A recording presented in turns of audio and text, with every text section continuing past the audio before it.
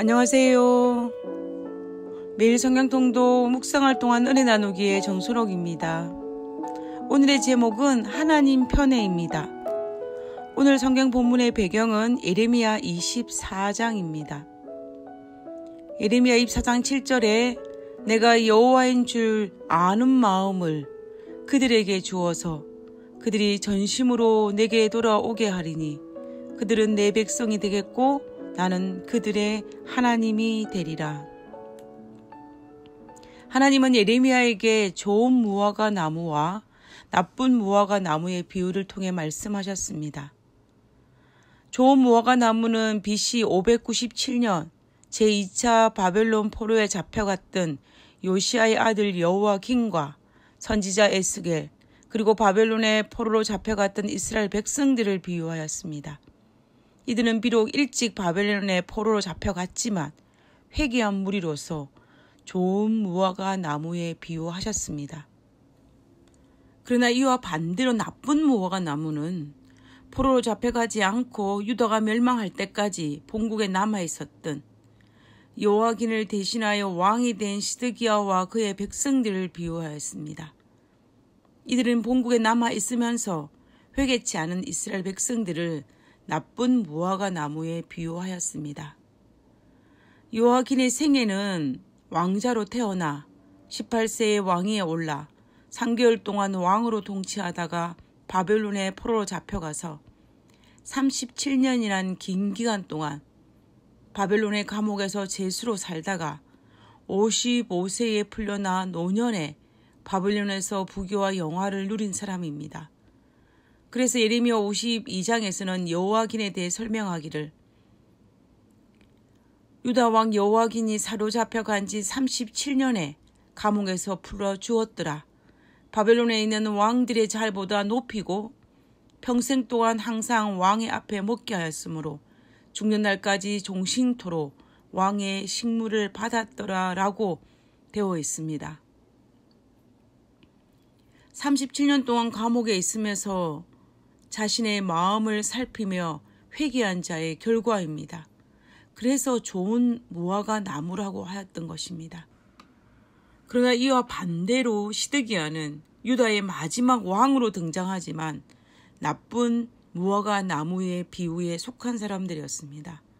그들은 본국에서 포로로 잡혀간 사람들보다는 평화를 누리고 행복한 삶을 살았을지는 모르지만 끝까지 하나님을 거절한 그들의 삶의 모습은 나쁜 무화과 나무로서 폐주의 왕이 되고 바벨론에 끌려가서 그곳에서 자기의 아들들이 자기의 눈앞에 죽는 것을 보게 되고 결국 자신도 비참하게 생애를 마치게 되는 것입니다. 결국 인생 역전의 두 인물을 보게 됩니다. 포로로 잡혀갔지만 회개하여 자신의 마음을 하나님 편에 속하게 만든 여호야긴은 노년의 부귀와 영화를 그러나 왕으로 등극하였지만 하나님 앞에 굴복하지 못해 하나님께 등을 진 시드기야는 치욕과 모욕과 폐주의 왕으로서의 죽음을 결국 이들의 두 삶은 너무나 대조적입니다. 그러므로 하나님께 등을 돌리느냐 아니면 하나님 편에 속하느냐가 얼마나 중요한지를 단적으로 보여주는 것을 볼 수가 있습니다. 그리고 마태복음 1장에 기록된 아브라함과 다윗의 후손인 예수 그리스도의 족보를 보면 시드기야는 등장하지 않지만 여호야긴은 등장합니다. 결국 예수님께서 탄생하신 혈통의 족보에 여호야긴은 올랐지만 시드기야는 삭제된 것입니다. 역사의 무대에서만 사라진 것이 아니라 신앙의 무대에서도 사라진 것입니다. 회개한 여호야긴의 생애와 회개를 거절한 시드기야의 두 삶은 참으로 대조적입니다. 그리고 그 결과도 참으로 엄청납니다. 아브라함 링컨 대통령은 어느 대통령보다 기도를 많이 했던 대통령이었습니다. 그는 기도의 비밀을 알았던 사람이었습니다. 그런 남북 전쟁이 시작되어서 많은 병사가 죽어갈 때마다 동족을 잃은 쓰라린 아픔을 안고 하나님 앞에 눈물로 기도했습니다. 그가 이끄는 북군은 병사의 숫자가 많고 또 여러 가지 여건상으로 보아 다 유리했지만 남군의 용장 로버트 리 장군 때문에 늘 지기만 했습니다. 그래서 그는 하루에 2-3시간씩 하나님 앞에 기도했다고 합니다. 어느 날 북군의 지도자들이 모여서 대통령을 위로했습니다. 그 중에서 한 교회 대표가 링컨에게 다가와 이렇게 말을 했습니다. 각하, 우리는 하나님이 우리 북군의 편이 되셔서 북군이 승리하게 해달라고 날마다 눈물로 기도하고 있습니다. 그러자 링컨 대통령이 이렇게 대답을 했습니다. 그렇게 기도하지 마십시오. 하나님께 우리 편이 되어달라고 기도하지 말고 우리가 항상 하나님 편에 서 있게 해달라고 기도하십시오. 링컨 대통령의 어머니 낸시는 아들이 말을 시작할 때부터 매일 성경을 읽어주었다고 합니다. 링컨이 9살 때 세상을 떠나면서 그녀가 남긴 유언은 아들아 매일 성경을 묵상하라. 위기가 닥칠 때는 더욱 열심히 성경을 읽어라 라는 것이었습니다. 결국 링컨 대통령은 어머니의 유언대로 말씀을 읽고 묵상하는 생애를 살았기 때문에 어떻게 기도해야 할 줄을 알았던 것입니다. 하나님께 우리 편이 되어달라고 기도하지 말고 우리가 항상 하나님 편에 서 있게 해달라고 기도해야 한다는 것을 말입니다.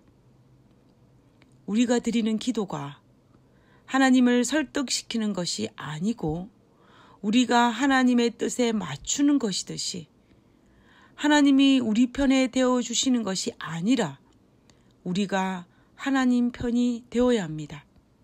그래야만이 험난한 이 죄악된 세상을 살아갈 때 어리석은 우리의 뜻이 아닌 하나님의 뜻으로 하나님 편에 속해 세상과 싸움에서 승리할 수 있기 때문입니다. 이것이 비결입니다. 그러므로 매일매일 내 마음을 살펴서 내가 하나님 편에 속해 있는지 아닌지를 살피는 것이 정말 중요합니다. 그러므로 우리는 눈에 보이는 현실보다는 눈에 보이지 않는 하나님의 약속을 의지하며 여호와의 섭리를 바라보며 회개하는 자리에 서야 할 것입니다. 결국 사람은 하나님의 구원을 바라고 잠잠히 기다리는 것이 좋습니다. 섣부른 눈에 보이는 현실에 대한 판단보다는 잠잠히 하나님을 바라보며 기다리는 생애를 살아야 할 것입니다. 오늘 내 삶이 조금 힘이 들고 일이 원치 않는 방향으로 가고 있지만 현실은 엉망진창인 것처럼 보일지라도 요하긴이 한 것처럼 잠잠히 하나님을 바라보며 기다리면서 내가 하나님 편에 속해 있는지를 살피는 자로 서야 할 것입니다. 오늘 우리가 우리 자신의 마음을 살펴 하나님 편에 속해 있지 않을 때가 문제이지 현실과 상관없이 마음을 살펴 하나님 편에 속해 있기만 한다면 우리는 하나님의 회복의 역사를 경험하게 될 것입니다. 그러므로 나는 오늘 하나님 편에 속해 있는지 나 자신을 되돌아보게 됩니다.